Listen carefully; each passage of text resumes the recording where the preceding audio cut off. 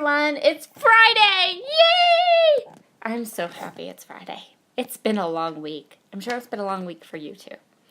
So I'm going to start this layout with my stamping, and I'm going to do it a little bit oddly. It's just my own personal thing about stamping background stamps. I need to do them opposite. I don't know why. Don't ask.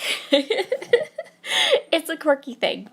So I went ahead and I put this gorgeous rose stamp on my stamp block, and I inked it up with some Ultra Permanent black ink.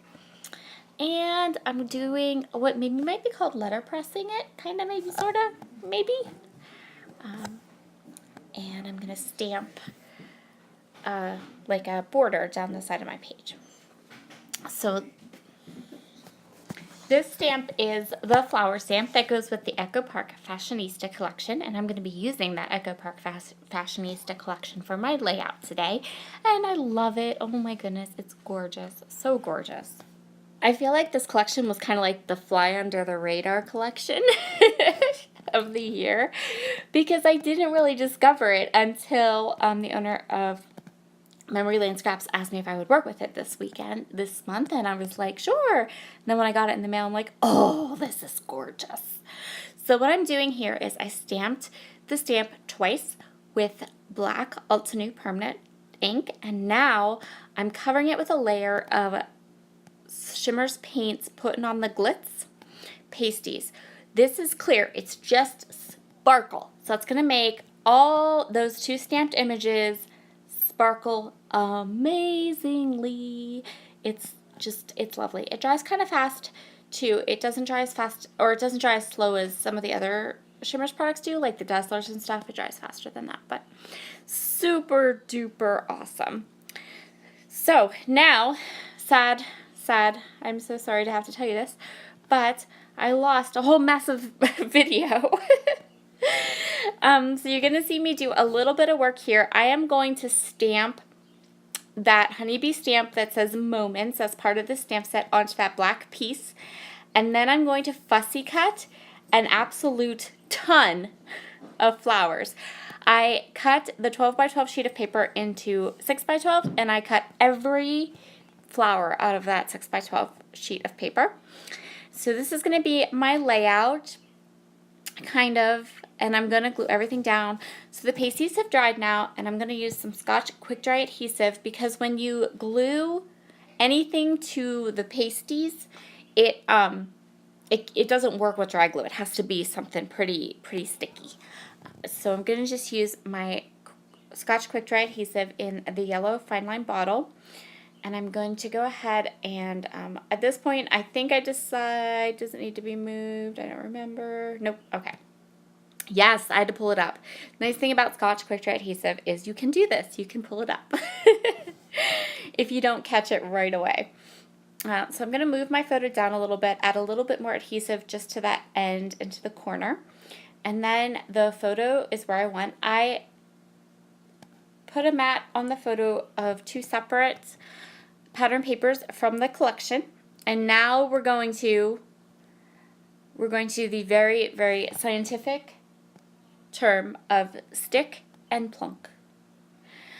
Initially, I start laying these out thinking that I'm going to just lay them out, like I'm going to lay them all out the way I want, and then I'm going to take them off, and then I'm going to glue them all on ever so slowly, and then after a while I just say nope.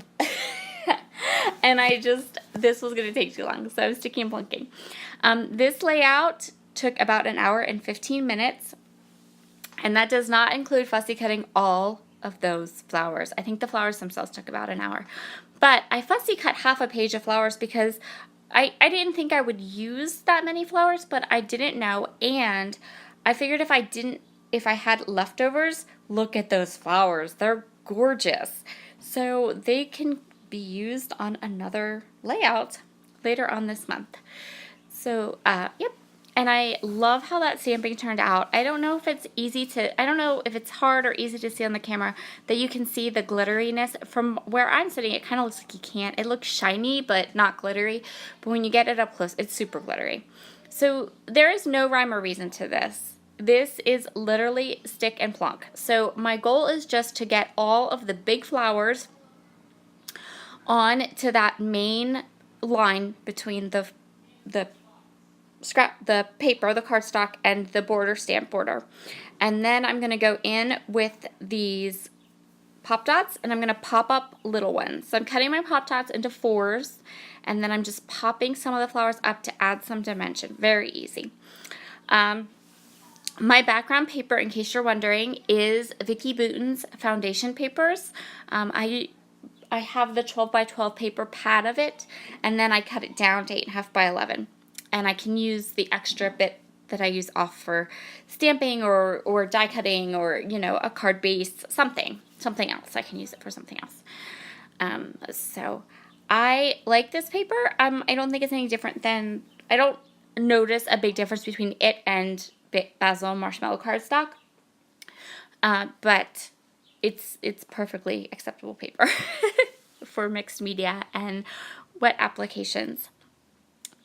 So, and it is nice. Like I said, it's really just like Basil Marshmallow cardstock. So I'm just gonna go through now, and I'm popping up the little ones. I liked some in the clusters, but then there's a couple places where I kind of gave a flower like its own area with white space around, and I really like how that came out.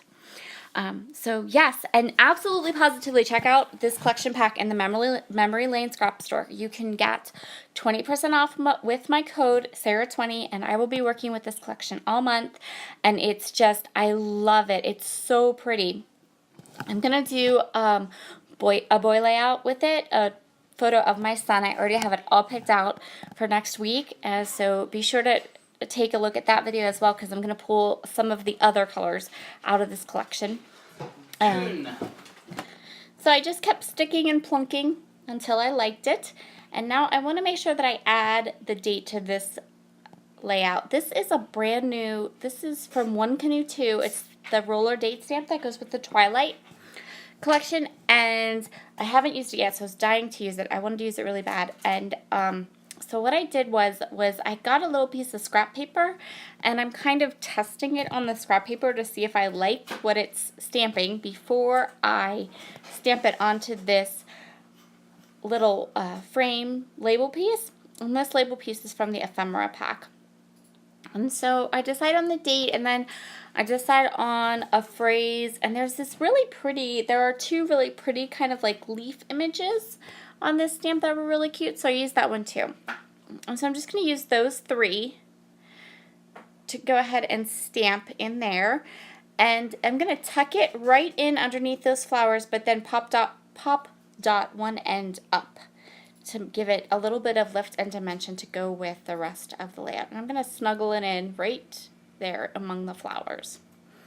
So the next thing I decide I want to do is, after I trim off the little edges, I decided I want a little bit of black splatter, just a little bit, not crazy. We're not going crazy with the black splatter here, but I am going to grab a piece of paper and cover up my photo, and then I'm going to grab my Shimmers Night Moves, which is just a flat black. It's a flat black paint, or, you know, a flat black ink. I don't think it's called colorings, so there's no shimmer to it at all.